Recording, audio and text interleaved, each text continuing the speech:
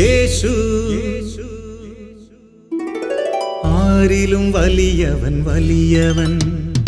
യേശു യേശു ആരിലും വലിയവൻ വലിയവൻ. ആരിലും വലിയവൻ വലിയവൻ. സൗഖ്യദായകൻ പാപമോചകൻ. സൗഖ്യദായകൻ പാപമോചകൻ. യേശുവേകരക്ഷകൻ. യേശുവേകരക്ഷകൻ.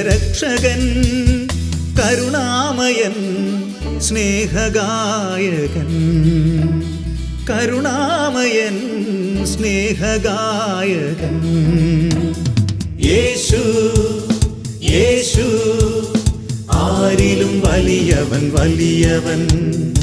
ആരിലും വലിയവൻ വലിയവൻ.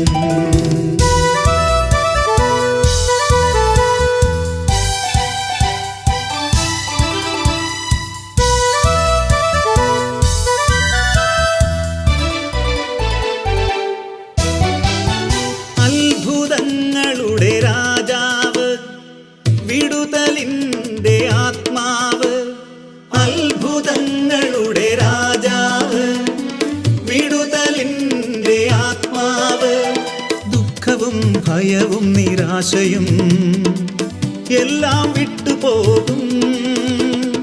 ദുഃഖവും ഭയവും നിരാശയും എല്ലാം വിട്ടുപോകും.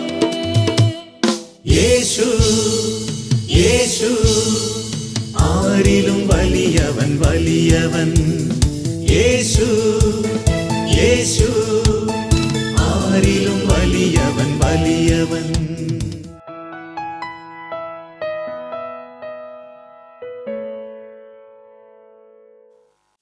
യേശുവേ നന്ദി, യേശുവേ സ്തുതി.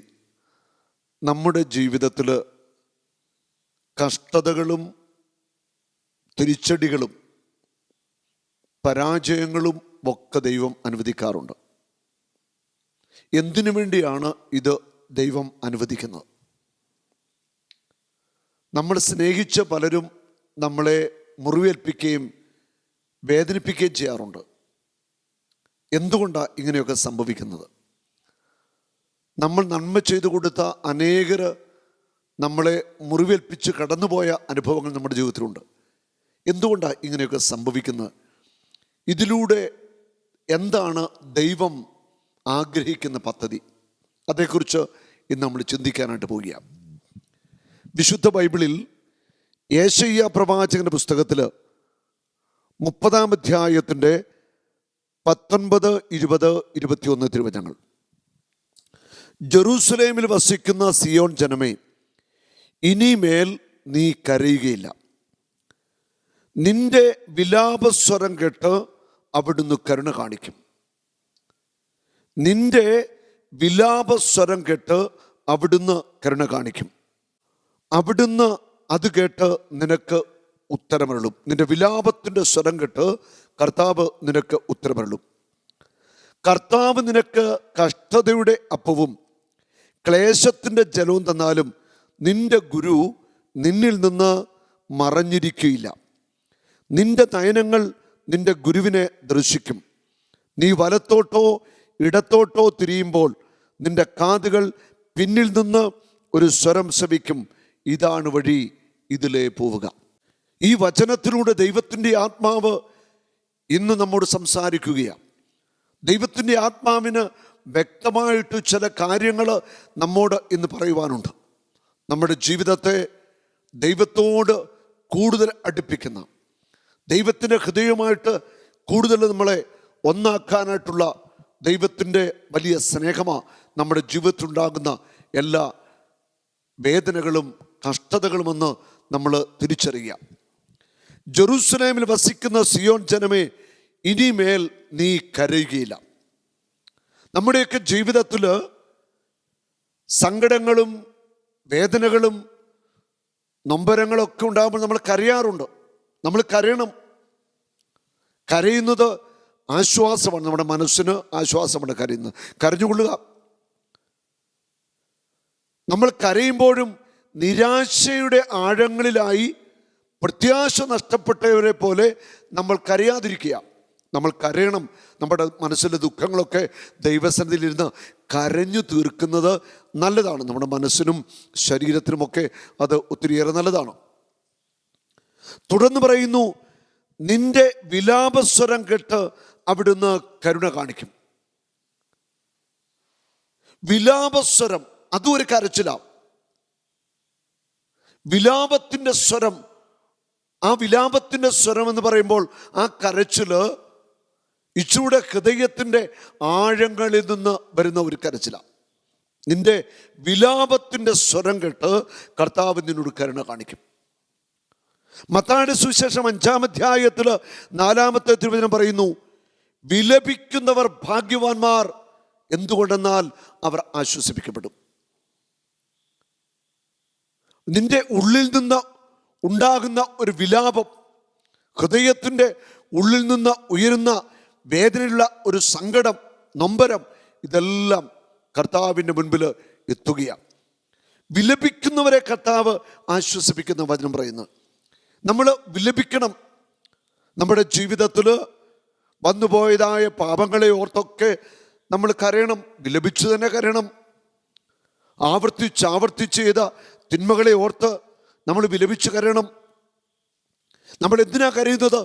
ദൈവസ്നേഹത്തിൻ്റെ ആഴങ്ങൾ അറിയുമ്പോൾ, അനുഭവിക്കുമ്പോഴാണ് ഹൃദയത്തിൻ്റെ ഉള്ളിൽ നിന്നുള്ള ഒരു കരച്ചിൽ വരുന്നത്. സാധാരണ കണ്ണുകളിലൂടെ കണ്ണുനീർ വരുന്ന ഒരു കരച്ചിലല്ല, അതിൻ്റെ ഉപരി ഹൃദയത്തിൽ നിന്നൊരു ഒഴുകുന്ന ഒരു വിലാപത്തിൻ്റെ കരച്ചിൽ, ഒരു വിലാപം ഹൃദയത്തിൽ നിന്ന് ഉയരുക. ആ വിലാപത്തിൻ്റെ സ്വരം ദൈവത്തിൻ്റെ മുൻപിൽ വളരെ വേഗം എത്തുകയാണ്. നിന്റെ വിലാപത്തിൻ്റെ സ്വരം, അതിന് വളരെ വേഗം ദൈവം മറുപടി തരാനായിട്ട് പോവുകയാണ്. ആ സ്വരം കേട്ട്, നിന്റെ വിലാപത്തിൻ്റെ സ്വരം കേട്ട് അവിടുന്ന് നിന്നോട് കരുണ കാണിക്കും, നിനക്ക് ഉത്തരമരുളും. നിന്റെ വിലാപത്തിൻ്റെ സ്വരം ദൈവസന്നിധിയിൽ എത്തുമ്പോൾ ഉറപ്പാണ് അവിടുന്ന് നിന്നോട് കരുണ കാണിക്കും. നിന്റെ വിലാപത്തിൻ്റെ സ്വരം ദൈവസന്നിധിയിൽ എത്തുമ്പോൾ അവിടുന്ന് നിന്റെ പ്രാർത്ഥനയ്ക്ക് മറുപടി നൽകും, നിന്റെ കണ്ണുനീരിന് മറുപടി നൽകും. നിന്റെ ഹൃദയത്തിൽ നിന്ന്, ഹൃദയത്തിൻ്റെ ആഴങ്ങളിൽ നിന്ന് ഉയരുന്ന നൊമ്പരത്തിൻ്റെ, വേദനയുടെ ഹൃദയം മുറിഞ്ഞുള്ള ആ വിലാപത്തിൻ്റെ ദുഃഖം ദൈവം കാണുകയാണ്. ആ ദുഃഖത്തിന് വളരെ പെട്ടെന്ന് ദൈവം മറുപടി നൽകുന്നവനാ. വിലപിക്കുന്നവർ ഭാഗ്യവാന്മാർ. യേശു പറയുക, നമുക്ക് വിലപിക്കാം. നമ്മളെ ഓർത്ത് മാത്രമല്ല, ഈ ലോകത്തിൻ്റെ പോക്കോർത്ത്, ലോകം ഇന്ന് പോകുന്നതോർത്ത്, പാപത്തില്, തിന്മയില്, സാത്താനാരാധനയില് ദൈവത്തെ വിട്ടുകൊണ്ട് പോകുന്ന ജനത്തെ ഓർത്ത് നമുക്ക് വിലപിക്കാം. ലോകരാജ്യങ്ങളിൽ സംഭവിക്കുന്ന അതികഠിനമായ പാപത്തിൻ്റെ പ്രവൃത്തികളെ ഓർത്ത് വിലപിക്കാം. ക്രൈസ്തവ സമൂഹം അകാരണമായി പീഡിപ്പിക്കുന്നതോർത്ത് ഹൃദയം നൊന്ന് നമുക്ക് വിലപിക്കാം. വിലപിക്കാൻ ഒത്തിരി കാരണങ്ങൾ നമ്മുടെ മുൻപിലുണ്ട്. അതുപോലെ യുവാക്കന്മാർ ഒത്തിരിയേറെ പാപത്തിൻ്റെ വഴികളിലാണ് ഇന്ന് ജീവിച്ചുകൊണ്ടിരിക്കുന്ന, അവരെ ഓർത്ത് വിലപിക്കാം. വരും കാലങ്ങളിൽ നമ്മുടെ ഈ ലോകത്തിൽ നടക്കാൻ പോകുന്ന വലിയ ഞെരുക്കത്തിൻ്റെ നാളുകളെ ഓർത്ത് നമുക്ക് വിലപിക്കാം. വിലപിക്കാൻ ഒത്തിരി കാര്യങ്ങളുണ്ട്. കണ്ണുനീരോടെ ദൈവസന്നിധിയിൽ ഈ ലോകത്തിന് വേണ്ടി, ഈ ലോകത്തിൻ്റെ മേൽ ദൈവ കരുണ ഒഴുകാൻ വേണ്ടി, എല്ലാവരും ക്രിസ്തുവിൻ്റെ സ്നേഹം അറിയാൻ വേണ്ടി നമുക്ക് വിലപിക്കാം. വിലപിച്ച് കരഞ്ഞ് പ്രാർത്ഥിക്കാം. കർത്താവ് നിനക്ക് കഷ്ടതയുടെ അപ്പവും ക്ലേശത്തിൻ്റെ ജലവും തന്നാലും നിന്റെ ഗുരു നിന്നിൽ നിന്ന് മറഞ്ഞിരിക്കത്തില്ല. കർത്താവ് നിനക്ക് കഷ്ടതയുടെ അപ്പവും ക്ലേശത്തിൻ്റെ ജലം തന്നാലും നിന്റെ ഗുരു നിന്നിൽ നിന്ന് മറഞ്ഞിരിക്കത്തില്ല. അത് നിന്റെ ജീവിതത്തിൽ കഷ്ടത ഉണ്ടാകുന്നു, ക്ലേശങ്ങൾ ഉണ്ടാകുന്നു. അത് നമ്മുടെ വ്യക്തിപരമായ ജീവിതത്തിലും പ്രവൃത്തികൾ മൂലവും കഷ്ടതയും ക്ലേശവും നമുക്ക് ഉണ്ടാകാം. മറ്റുള്ളവർ നമുക്ക് തരുന്ന കഷ്ടതകൾ, ക്ലേശങ്ങൾ, വേദനകൾ, മുറിവേൽപ്പിക്കുന്ന അനുഭവങ്ങൾ, നമ്മളെ ഒറ്റപ്പെടുത്തുന്ന അനുഭവങ്ങൾ, നമ്മൾ നന്മ ചെയ്തിട്ടും നമ്മെ തിന്മയുടേതാക്കി മാറ്റിയ വ്യക്തികൾ, അല്ലെങ്കിൽ നമ്മളെ പിന്നിൽ നിന്ന് കുത്തിയവർ, അപമാനിച്ചവരൊക്കെ ധാരാളമായിട്ടുണ്ട്. ആ മറ്റുള്ളവരിലൂടെ, ഒരുപക്ഷെ നമ്മൾ സ്നേഹിച്ചവരിലൂടെ തന്നെ നമുക്ക് കഷ്ടതകളും ക്ലേശങ്ങളും പീഡനങ്ങളും ദൈവം അനുവദിച്ചിട്ടുണ്ടെങ്കിൽ തിരിച്ചറിഞ്ഞുകൊള്ളുക. നിനക്ക് വേണ്ടി ആര് കഷ്ടത ഒരുക്കി തന്നോ, നിന്നെ ആര് മാനസികമായിട്ട് പീഡിപ്പിച്ചോ, നിന്നെ ആര് ശാരീരികമായിട്ട് വേദനിപ്പിച്ചോ, ആര് നിന്നെ അപകീർത്തിപ്പെടുത്തിയോ, അങ്ങനെയൊക്കെ കടന്നു വന്ന കഷ്ടതകളും മനക്ലേശങ്ങളും വേദനകളും നൊമ്പരങ്ങളും ഇവയൊക്കെ ദൈവത്തിൻ്റെ മുൻപിലുണ്ട്. ഈ ഒരു ജീവിതത്തിലൂടെ നീ കടന്നു പോകുമ്പോഴാണ് നിന്റെ ഗുരുവിനെ, നിന്റെ ദൈവത്തെ നീ കണ്ടുമുട്ടുന്നത്. ഈ ഒരു സാഹചര്യത്തിലൂടെ കടന്നു പോകാനായിട്ട് ചില വ്യക്തികളെ ദൈവം ഉപകരണങ്ങളാക്കി മാറ്റി. അതാരുമാവട്ടെ, സ്വന്തത്തിൽപ്പെട്ടവരോ ബന്ധുക്കളോ സ്നേഹിതരോ കൂട്ടുകാരോ ആരുമാവട്ടെ, ഈ ഒരു ക്ലേശത്തിലേക്ക്, ഒരു തകർച്ചയിലേക്ക്, നിന്റെ അഭിമാന നഷ്ടത്തിലേക്കൊക്കെ നയിക്കാനൊക്കെ ചില വ്യക്തികൾ ആയിത്തീർന്നിട്ടുണ്ട്. ഈ വ്യക്തികളോട് നീ ക്ഷമിച്ച് അവരെ അനുഗ്രഹിച്ച് അവരുടെ നന്മയ്ക്ക് വേണ്ടി നീ പ്രാർത്ഥിച്ചു തുടങ്ങുമ്പോൾ നീ നിന്റെ ഗുരുവുമായിട്ട് ഏറെ താതാത്മ്യപ്പെടാനായിട്ട് പോകുക. നിന്റെ ഗുരുവുമായിട്ട് നീ ഐക്യപ്പെടാനായിട്ട് പോകുക. അപ്പം ഈ വ്യക്തികളാണ് നിന്നെ തകർത്ത വ്യക്തികളാ. മാനസികമായി ശാരീരികമായിട്ടൊക്കെ തകർത്ത വ്യക്തികൾ, നിനക്ക് കെണിയൊരുക്കി വെച്ച വ്യക്തികൾ, നിനക്ക് ക്ലേശമൊരുക്കി വെച്ച വ്യക്തികൾ, നിന്റെ സൽപ്പേര് നശിപ്പിച്ച വ്യക്തികൾ, ആ വ്യക്തികളൊക്കെയാണ് നിന്നെ സ്വർഗത്തിലെത്തിക്കുവാനായിട്ട് ദൈവം തൻ്റെ ഉപകരണങ്ങളാക്കി മാറ്റിയത്. അതുകൊണ്ട് നീ അവരെ ഹൃദയത്തിൽ സ്വന്തമാക്കി അവരെ സ്നേഹിക്കാൻ തുടങ്ങണം. അപ്പോൾ ദൈവത്തിൻ്റെ വചനത്തിൻ്റെ ആഴങ്ങളിലേക്ക്, ക്ഷമിക്കുന്ന സ്നേഹത്തിൻ്റെ ആ ഒരു ആത്മനിറവിലേക്ക് നമുക്ക് കടന്നു വരാനായിട്ട് സാധിക്കും. നിന്റെ ജീവിതത്തിൽ കഷ്ടങ്ങൾ ഒരുക്കി തന്നവർ നിന്നെ സ്വർഗത്തിലെത്തിക്കാൻ വേണ്ടിയാണ് അത് ചെയ്തിരിക്കുന്നത്. നിന്റെ സൽപ്പേര് ആരെങ്കിലും തകർത്തോ, ഓർത്തുകൊള്ളുക, നിന്നെ സ്വർഗത്തിൽ എത്തിക്കാൻ വേണ്ടി തന്നെയാണ് ആ വ്യക്തിയിലൂടെ അത് സംഭവിച്ചിരിക്കുന്നത്.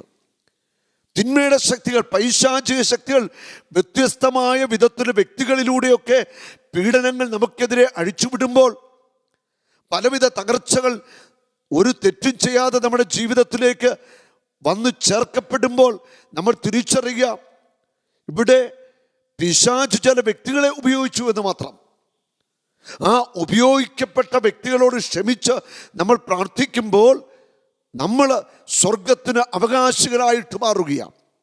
ക്രിസ്തുവിൻ്റെ ആ സ്നേഹത്തിൽ, അവൻ്റെ ആ മനസ്സുമായിട്ട് നമ്മൾ ഒന്നുചേരുകയാണ്. നമുക്ക് കഷ്ടത ഒരുക്കി തന്നവരെ ഓർത്ത് നമുക്ക് നന്ദി പറയാം. നമുക്ക് ക്ലേശത്തിൻ്റെ വഴികൾ ഒരുക്കി തന്നവരെ ഓർത്ത് നമുക്ക് നന്ദി പറയാം. ഇടുങ്ങിയ വഴിയിലൂടെ നമ്മളെ നടക്കാനായിട്ട് വഴി ഒരുക്കിയവരെ ഓർത്ത് നന്ദി പറയാം. അവരൊക്കെ നമ്മളെ സ്വർഗത്തിൽ എത്തിക്കാൻ വേണ്ടിയാണ് ഇത് ചെയ്തിരിക്കുന്നത്. ആ സത്യം അവർക്കറിയത്തില്ല. ആ വലിയൊരു സത്യം അവർക്കറിയത്തില്ലാതെ അവർ സാത്താൻ്റെ ചെയ്തികൾക്ക് നിന്നുകൊടുത്തു. പക്ഷേ അതിലൂടെ ദൈവം എനിക്ക് വലിയ ഒരു നന്മ ഒരുക്കി തരികയാണ്. ഞാൻ എൻ്റെ ദൈവമായിട്ടുള്ള സ്നേഹത്തിൻ്റെ ആഴങ്ങളിലേക്ക് വരാനായിട്ട് പോകുകയാണ്. ഞാൻ യേശുക്രിസ്തുവുമായിട്ട് കൂടുതൽ ഒന്നായി തീരാനായിട്ട് പോകുകയാണ്. ക്രിസ്തുവിൻ്റെ സ്നേഹത്തിൻ്റെ ആഴങ്ങൾ ഞാൻ അനുഭവിക്കാനായിട്ട് പോകുകയാണ്.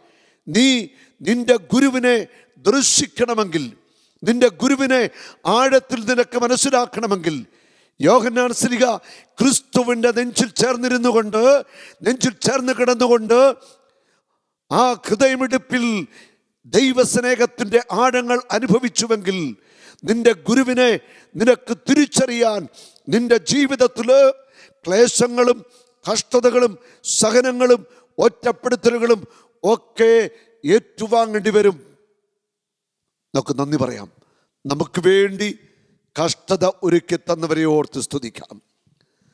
നമ്മുടെ ജീവിതത്തെ തകർക്കാനായിട്ട് മുൻകൈയെടുത്തവരെ ഓർത്ത് നമുക്ക് നന്ദി പറയാം. അവരൊക്കെ എന്നെയും നിങ്ങളെയും ക്രിസ്തുവിലെത്തിക്കാൻ വേണ്ടിയാണ് ഇതൊക്കെ ചെയ്തിരിക്കുന്നത്. അതവർക്കറിയില്ല. അവരെ പിശാച് ആയുധമാക്കി. പക്ഷേ അവർ ചെയ്ത ആ ഒരു തിന്മയിലൂടെ ഞാനും നിങ്ങളും ദൈവപുത്രനായ ഈ ഭൂമിയിൽ മനുഷ്യനായി പിറന്ന ക്രിസ്തുവുമായിട്ട് താതാത്മ്യപ്പെടുകയാണ്. ഹല്ലേലൂയ! എത്രയോ വലിയൊരു സത്യമാ വചനത്തിലൂടെ ദൈവം നമുക്ക് ബോധ്യമാക്കി തരുന്നത്. നിന്റെ ഗുരു നിന്നിൽ നിന്ന് മറഞ്ഞിരിക്കത്തില്ല. ക്ലേശങ്ങളും കഷ്ടതകളുമൊക്കെ ഉണ്ടാകുമ്പോൾ ഗുരുവിനെ നമ്മൾ ആത്മാർത്ഥമായിട്ട് വിളിക്കുന്നത്. ഉറപ്പാണ്, ഗുരു നമ്മുടെ കൂടെ തന്നെയുണ്ട്. നമ്മളെ ഇട്ടിട്ടു പോകുന്ന ഒരു ഗുരുവല്ല നമുക്കുള്ളത്. നമ്മുടെ കൂടെ നിന്ന് സഹിക്കുന്ന, കരയുന്നവരോടുകൂടി കരയുന്ന, ചിരിക്കുന്നവരോടുകൂടി ചിരിക്കുന്ന, വിലപിക്കുന്നവരോടുകൂടി വിലപിക്കുന്ന ഒരു ഗുരുവിനെയാണ് നമുക്ക് ലഭിച്ചിരിക്കുന്നത്. ആ ഗുരു കർത്താവായ യേശു തന്നെയാണ്. നിന്റെ നയനങ്ങൾ നിന്റെ ഗുരുവിനെ ദർശിക്കും. നീ വലത്തോട്ടോ ഇടത്തോട്ടോ തിരിയുമ്പോൾ നിന്റെ കാതുകൾ പിന്നിൽ നിന്ന് ഒരു സ്വരം ശ്രവിക്കും. ഇതാണ് വഴി, ഇതിലേ പോകുക. ഇതാണ് വഴി, ഇതിലേ പോകുക. ഈ സ്വരം നീ ശ്രവിക്കാൻ തക്കവണ്ണം ഒരുക്കപ്പെടണമെങ്കിൽ ക്ലേശതകളിലൂടെ, സഹനങ്ങളിലൂടെ, കുരിശിൻ്റെ വഴിയിലൂടെ, ഇടുങ്ങിയ വഴിയിലൂടെ, നൊമ്പരത്തിൻ്റെ വഴിയിലൂടെ കടന്നു പോയേ മതിയാവത്തുള്ളൂ. ഗുരുവിനെ നിന്റെ നയനങ്ങൾ ദർശിക്കണമെങ്കിൽ, നിന്റെ ആന്തരിക നയനങ്ങൾ നിന്റെ ഗുരുവിനെ കാണണമെങ്കിൽ, ഗുരുവിൻ്റെ സ്വരം കേട്ട് മനസ്സിലാക്കി മുൻപോട്ട് പോകണമെങ്കിൽ, നീ ക്ലേശത്തിൻ്റെ വഴിയിലൂടെ കഷ്ടതയുടെ അപ്പുമൊക്കെ ഭക്ഷിച്ച് മുൻപോട്ട് നടന്നേ മതിയാവത്തുള്ളൂ. ഇതാണ് ക്രൈസ്തവ ആധ്യാത്മിക ജീവിതം. നിന്റെ ഗുരു നടന്നത് ഈ വഴി തന്നെയാണ്. മനുഷ്യപുത്രന് സ്വന്തമായിട്ടൊരു ഭവനമില്ലായിരുന്നു. സ്വന്തമായിട്ട് ഒരു കല്ലറ പോലും ഇല്ലായിരുന്നു. സ്വന്തമെന്ന് പറയാൻ യേശുവിന് എന്താ ഉണ്ടായിരുന്നത്? യേശുവിൻ്റെ ശിഷ്യന്മാരും യേശുവിൻ്റെ അമ്മയും പിന്നെ നമ്മളൊക്കെയാണ് യേശുവിൻ്റെ സ്വന്തം. അല്ലാതെ ഈ ലോകത്തിൽ യേശുവിന് സ്വന്തമെന്ന് പറയാനൊന്നുമില്ലായിരുന്നു. ഈ യേശുവിനെയാണ് നമ്മൾ ആഴമായിട്ട് തിരിച്ചറിഞ്ഞ് ഉൾക്കൊണ്ട് ആ സ്നേഹത്തിലേക്ക് വരേണ്ടത്. ഹല്ലേലൂയ! ആധ്യാത്മിക ജീവിതമെന്ന് പറയുന്നത് അത് പടിപടിയായിട്ടുള്ള ഒരു വളർച്ചയാണ്. ആധ്യാത്മിക ജീവിതത്തിൻ്റെ ആരംഭത്തിൻ്റെ നാളുകളിലൊന്നും നമുക്കിതൊന്നും തിരിച്ചറിയാൻ പറ്റില്ല. കാലങ്ങൾ പിന്നിടുമ്പോഴാണ് ക്രിസ്തുവിൻ്റെ ജീവിതം ആഴത്തിൽ നമുക്ക് തിരിച്ചറിയുവാൻ, നമുക്ക് മനസ്സിലാക്കാനായിട്ട് സാധിക്കുന്നത്. ക്രിസ്തുവിൻ്റെ സ്നേഹത്തിൻ്റെ ആഴങ്ങള്, ഉയരങ്ങള്, നീളവും വീതിയുമൊക്കെ നമ്മൾ തിരിച്ചറിയണമെങ്കിൽ കഷ്ടതയിലൂടെ കടന്നു പോയേ മതിയാവത്തുള്ളൂ. ഇടുങ്ങിയ വഴിയിലൂടെ, ക്രൂശിതൻ നടന്ന വഴിയിലൂടെ, കുരിശും വഹിച്ചുകൊണ്ടുള്ള ഒരു യാത്ര. യഥാർത്ഥ ക്രൈസ്തവ ജീവിതം അതാണ്. നീ ക്രിസ്തുവിനെ പിൻപറ്റാൻ ആഗ്രഹിക്കുന്നെങ്കിൽ അങ്ങനെ മാത്രമേ പറ്റുകയുള്ളൂ. യെശയ്യാ പ്രവാചകന്റെ പുസ്തകത്തിൽ 30-ാം അധ്യായത്തിൻ്റെ 26-ാം വചനം പറയുന്നു, കർത്താവ് തൻ്റെ ജനത്തിൻ്റെ മുറിവുകൾ വെച്ച് കെട്ടുകയും തൻ്റെ പ്രഹരം കൊണ്ടുണ്ടായ മുറിവുകൾ സുഖപ്പെടുത്തുകയും ചെയ്യുന്ന ദിവസം ചന്ദ്രപ്രകാശം സൂര്യൻ്റെ പ്രകാശം പോലെയും സൂര്യപ്രകാശം 7 ദിവസങ്ങളെ പ്രകാശം ഒന്നിച്ചായിരുന്ന പോലെയും 7 ഇരട്ടി ആയിരിക്കും. കർത്താവ് തൻ്റെ ജനത്തിൻ്റെ മുറിവുകൾ വെച്ചുകെട്ടും. നിനക്കേറ്റുവാങ്ങേണ്ടി വന്ന മുറിവുകൾ, നൊമ്പരങ്ങൾ, അവയെല്ലാം കർത്താവ് വെച്ചുകെട്ടുമെന്ന് തന്നെയാണ് പറഞ്ഞിരിക്കുന്നത്. നിന്റെ മുറിവുകളെല്ലാം കർത്താവ് സൗഖ്യമാക്കും. നിന്റെ എല്ലാ മുറിവുകളും അവിടുന്ന് സുഖപ്പെടുത്തും. മുറിവുകൾ എന്ന് പറയുമ്പോൾ നമ്മൾ തിരിച്ചറിയുക, പ്രധാനമായിട്ടൊരു മനുഷ്യനെ ഏറ്റവും അധികം തകർക്കുന്നത് അവൻ്റെ മനസ്സിനേൽക്കുന്ന മുറിവാണ്. സ്നേഹിച്ചവർ നമുക്ക് കഷ്ടത ഒരുക്കി തരുമ്പോൾ, സ്നേഹിച്ചവർ നമ്മളെ തള്ളിക്കളയുമ്പോൾ, സ്നേഹിച്ചവർ നമ്മളെ വിട്ടുപേക്ഷിച്ചു പോകുമ്പോൾ, നമ്മുടെ ആപത്തില്, വേദനയില് ആരുമില്ലാത്ത അവസ്ഥ വരുമ്പോൾ അത് മനസ്സിൽ നിൽക്കുന്ന ആഴത്തിലെ മുറിവ. അതോടൊപ്പം ഓർമ്മകളിലുള്ള മുറിവുകൾ. ഇവിടെ വചനം പറയുന്നു, നിന്റെ എല്ലാ മുറിവുകളും ഞാൻ സുഖപ്പെടുത്തും. അന്ന് ആ മുറിവ് സുഖപ്പെടുത്തുമ്പോൾ ആ ദിവസം ചന്ദ്രന്റെ പ്രകാശം സൂര്യന്റെ പ്രകാശം പോലെ ആയിരിക്കും. ചന്ദ്രൻ കൊടുക്കുന്ന പ്രകാശം സൂര്യന്റെ പ്രകാശം പോലെ ഉള്ള പ്രകാശമായിരിക്കും. അത്രമാത്രം ഒരു ദൈവീക പ്രകാശം നിന്നിലേക്ക് വരും. ദൈവിക സ്നേഹം നിന്നിലേക്ക് ഒഴുകും. നിന്റെ മുറിവുകളെല്ലാം കരിയും. നീ സഹിച്ച കഷ്ടതയ്ക്ക്, നൊമ്പരത്തിനെല്ലാം പ്രതിഫലം കർത്താവ് നൽകും. സൂര്യപ്രകാശം 7 ദിവസങ്ങളിൽ പ്രകാശം ഒന്നിച്ചായിരുന്ന പോലെ 7 ഇരട്ടി ആയിരിക്കും. നിന്റെ മുറിവുകളെല്ലാം ഉണങ്ങും. നിന്റെ വിലാപത്തിൻ്റെ നാടുകളൊക്കെ അവസാനിക്കും. നിന്റെ സങ്കടങ്ങളൊക്കെ മാറ്റപ്പെടും. നീ നിന്റെ ഗുരുവിനെ ദർശിക്കും. 7 ദിവസം പ്രകാശിച്ച സൂര്യൻ ഒറ്റ നിമിഷം കൊണ്ട് വലിയ പ്രകാശത്തിലാകുന്ന പോലെ വലിയ ഒരു പ്രകാശത്തിലേക്ക് നീയും ആയിത്തീരുന്ന ഒരനുഭവം.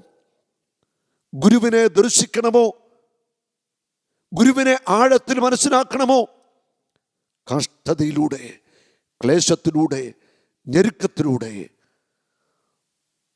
മുറിവേറ്റ് കുരിശിൻ്റെ വഴിയിലൂടെ നീ പോയേ മതിയാവത്തുള്ളൂ. യേശു അങ്ങനെയാണ് പോയത്. ആ ഗുരുവിനെയാണ് ഞാനും നിങ്ങളും പിൻപറ്റുന്നത്. അവൻ്റെ മുറിവിനോട് നമുക്ക് നമ്മളെ ചേർത്ത് വയ്ക്കാം. നിന്റെ വിലാപം അനുഗ്രഹമായിട്ട് മാറും. നിന്റെ സങ്കടങ്ങളെല്ലാം സന്തോഷമായിട്ട് മാറും. നീ ക്രിസ്തുവിൻ്റെ സ്നേഹം ആഴമായിട്ട് അനുഭവിച്ചറിയും. നമ്മളെ ദ്രോഹിച്ചവരെ ഓർത്ത് നന്ദി പറയാം. കാരണം നമ്മളെ ദ്രോഹിച്ചവരെല്ലാവരും ചെയ്തത് നമുക്ക് വലിയ നന്മയാണ്. കാരണം അവരൊക്കെ അങ്ങനെ ചെയ്തു. പക്ഷെ അതിലൂടെ നമ്മൾ ദൈവത്തോട് കൂടുതൽ കൂടുതൽ അടുക്കുകയായിരുന്നു. നമ്മളെ വേദനിപ്പിച്ചവർക്കെല്ലാം മാപ്പ് കൊടുക്കാം. നമ്മളെ ദ്രോഹിച്ചവർക്ക് വേണ്ടി നമുക്ക് പ്രാർത്ഥിക്കാം. അവർക്ക് വേണ്ടി നമുക്ക് നന്മ ചെയ്യാം. അതിലൂടെ അവരും ക്രിസ്തുവിൻ്റെ സ്നേഹം അറിയട്ടെ. വലിയൊരു ആത്മാവിൻ്റെ അഭിഷേകം, ദൈവസ്നേഹത്തിൻ്റെ നിറവ് എല്ലാവർക്കും ഉണ്ടാകട്ടെ എന്ന് പ്രാർത്ഥിക്കുന്നു. കർത്താവായ യേശുവേ, ഒത്തിരിയേറെ മക്കൾ ഞെരുക്കങ്ങളിലൂടെയും വേദനകളിലൂടെയും കടന്നു പോകുന്നവരുണ്ട്. സ്നേഹിതരും ബന്ധുക്കളും ഏറ്റവും പ്രിയപ്പെട്ടവരൊക്കെ മുറിപ്പെടുത്തിയും ഒറ്റപ്പെടുത്തിയും ഒക്കെ മനസ്സ് തകർന്നവരുണ്ട്. ജീവിതത്തിൽ പ്രത്യാശ നഷ്ടപ്പെട്ട് ജീവിതം പോലും അവസാനിപ്പിച്ചാലോ എന്ന് ചിന്തിക്കുന്നവർ പോലും ഉണ്ടാവാം. അങ്ങനെയൊക്കെ വേദനിക്കുന്ന മക്കളെ സമർപ്പിക്കുന്നു. ഈശോയെ, അവരുടെ മനസ്സിൻ്റെ മുറിവൊക്കെ നീ സൗഖ്യമാക്കണമേ. അവരുടെ സങ്കടങ്ങളൊക്കെ നീ ഏറ്റെടുക്കണമേ. കർത്താവേ, അങ്ങ് എത്രയോ കാരുണ്യവാനാ. അങ്ങയുടെ തിരുമുഖം ദർശിക്കുവാൻ ഞങ്ങളെ അനുഗ്രഹിക്കണമേ. ഞങ്ങളുടെ നയനങ്ങളെ നീ തുറക്കണമേ. യേശുവേ നന്ദി, യേശുവേ സ്തുതി, പരിശുദ്ധാത്മാവേ നന്ദി, പരിശുദ്ധാത്മാവേ മഹത്വം. കർത്താവ് നിങ്ങളെല്ലാവരെയും സമൃദ്ധമായി അനുഗ്രഹിക്കട്ടെ. ആമേൻ. ഓക്കെ, അമ്മച്ചിയുടെ പേരെന്താ? മേരി. എവിടെ നമ്മുടെ ധ്യാനം കൂടിയേ? ധ്യാനം കൂടി ഇവിടെ വന്ന കഴിഞ്ഞ വർഷം അമ്മ ഇവിടെ വന്ന് ധ്യാനം കൂടിയതാണ്. ആ, എവിടെയായിരുന്നു ക്യാൻസർ വന്നത്? ആമാശയം ഓപ്പറേഷൻ ചെയ്ത് കളഞ്ഞത്. ആമാശയം ഓപ്പറേഷൻ ചെയ്തിരിക്കണം. ആമാശയത്തിലായിരുന്നു ക്യാൻസർ ആയിരുന്നു. ഇവിടെ വന്ന് ധ്യാനം കൂടിയതിന് ശേഷമുള്ള അനുഭവം ഒന്ന് പറയാമോ? ഇവിടെ വരുമ്പോൾ എന്നെ ഓപ്പറേഷൻ ചെയ്ത് ഹോസ്പിറ്റലിൽ കിടക്കുന്ന എൻ്റെ ചേച്ചീൻ്റെ മോനോട് ധ്യാനം കൂടുന്നുണ്ടായിരുന്നു. അപ്പോൾ ഇവിടുന്ന് വിളിച്ചു പറഞ്ഞു, ആൻറ്റി ഇതൊക്കെ കഴിഞ്ഞ് വെച്ചിട്ട് പറഞ്ഞു, അവിടെ വന്നിട്ട് പറഞ്ഞു, ആൻറ്റീനെ ഞാൻ ധ്യാനത്തിന് കൊണ്ടുപോകും, ആൻറ്റിയുടെ ആമാശയം അതുപോലെ തന്നെ ഉണ്ടാവും, അങ്ങനെ ഞാൻ കാണുന്നുണ്ട് എന്ന് പറഞ്ഞു. അങ്ങനെ വന്ന് പിന്നെ ഞാൻ കഴിഞ്ഞ വർഷം ഇവിടെ കൊണ്ടുവന്നു. 17-ലാണ് എന്നെ അമ്മച്ചി ഇവിടെ ഒന്ന് ധ്യാനം കൂടി. പിന്നീട് പരിശോധിച്ചപ്പോൾ ക്യാൻസർ ഇല്ല ഇതിൽ കാണിച്ചിട്ടുണ്ട്. ഓക്കെ, ഇവിടെ ഡോക്ടർമാരോ നേഴ്സുമാരോ ആരെങ്കിലും ഉണ്ടോ? ഡോക്ടേഴ്സ് ആരെങ്കിലും ഉണ്ടോ? ധ്യാനം കൂടുന്നുണ്ടോ? ഡോക്ടേഴ്സ് ആരെങ്കിലും ഉണ്ടോ? ഉണ്ടെങ്കിൽ ഒന്ന് കരുവിത്ത് പിടിക്കുക. ആരെങ്കിലും ഉണ്ടോ? അത് കയറി വരിക. 5 ദിവസം അബോധാവസ്ഥ കിടന്നപ്പോൾ എല്ലാവരും മരിച്ചറിയിച്ചാണ് എനിക്ക് ആൾ വന്നത്. ബോധമൊന്നും ഇല്ലായിരുന്നു. ചെറിയൊരു കൃത്രിമ ശ്വാസത്തിൽ വെന്റിലേറ്ററിലായിരുന്നു ഞാൻ കിടന്നുകൊണ്ടിരുന്നത്. അപ്പോൾ ആ വെന്റിലേറ്റർ മാറ്റിയിട്ടുണ്ടെങ്കിൽ തീർച്ചയായിട്ടും മരണം സംഭവിക്കും. അങ്ങനെ കൃത്രിമ ശ്വാസത്തിൽ 5 ദിവസം കിടന്നു. എല്ലായിടത്തു നിന്നും വയനാട്ടിലൊക്കെ എൻ്റെ ഓക്കെ. അത് കഴിഞ്ഞിട്ട് പിന്നെന്താ സംഭവിച്ചത്? പിന്നെ അത് കഴിഞ്ഞ് മരിച്ചറിയിച്ച ആൾക്കാർ വന്നു. ആയിക്കോട്ടെ. ഓക്കെ. അമ്മയാണോ? ചേച്ചിയുടെ മോളാ. അമ്മച്ചി ക്യാൻസർ ആയിരുന്നോ? ഇങ്ങോട്ട് കയറുന്നേ. ക്യാൻസർ ആയിരുന്നു. ഇപ്പൊ ഡോക്ടർ എന്താ പറയുന്നത്? ക്യാൻസർ ഇല്ല എന്ന്. നമ്മുടെ ധ്യാനം കൂടി പോയതിനു ശേഷം ഉണ്ടോ? സാക്ഷിയുണ്ട്. ഡോക്ടേഴ്സ് പറയുന്നു ഈ അമ്മയ്ക്ക് ഇപ്പോൾ ക്യാൻസർ ഇല്ല. 1 വർഷം മുൻപ് ഇവിടെ വന്ന് നമ്മുടെ ധ്യാനം കൂടുക.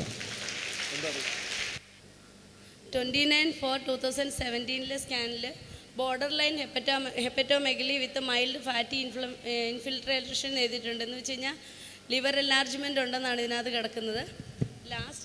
ലാസ്റ്റ് സ്കാനിൽ നോർമൽ സ്കാൻ എഴുതിയിട്ടുണ്ട്, ക്യാൻസർ ഇല്ലയെന്ന്.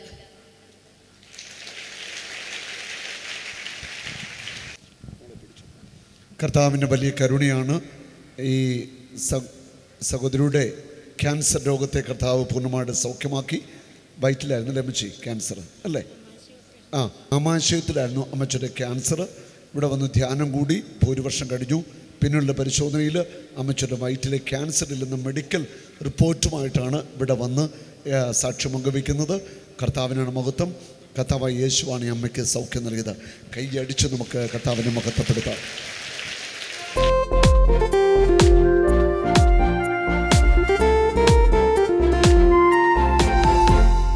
യേശുവേ യേശുവേ നീ മാത്രം ഉന്നതൻ. യേശുവേ യേശുവേ നീ മാത്രം രക്ഷകൻ. സൗഖ്യമായി കൃപയായി നിറഞ്ഞിടണേ. അനുഗ്രഹത്തിൻ പെരുമഴ ചൊരിയണമേ. സൗഖ്യമായി കൃപയായി നിറഞ്ഞിടണേ. അനുഗ്രഹ പെരുമഴ ചൊരിയണമേ. കത്തട്ടെ കത്തട്ടെ തീ കത്തിപ്പടരട്ടെ. കൃപാഗ്നി അഭിഷേകം കത്തിപ്പടരട്ടെ. കത്തട്ടെ കത്തട്ടെ തീ കത്തിപ്പടരട്ടെ.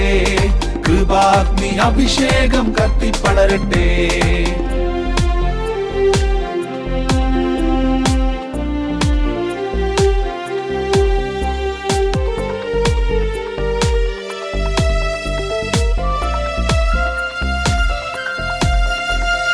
ദേശങ്ങളിൽ രാജ്യങ്ങളിൽ കൃപാഗ്നി അഭിഷേകം കത്തിപ്പടരട്ടെ.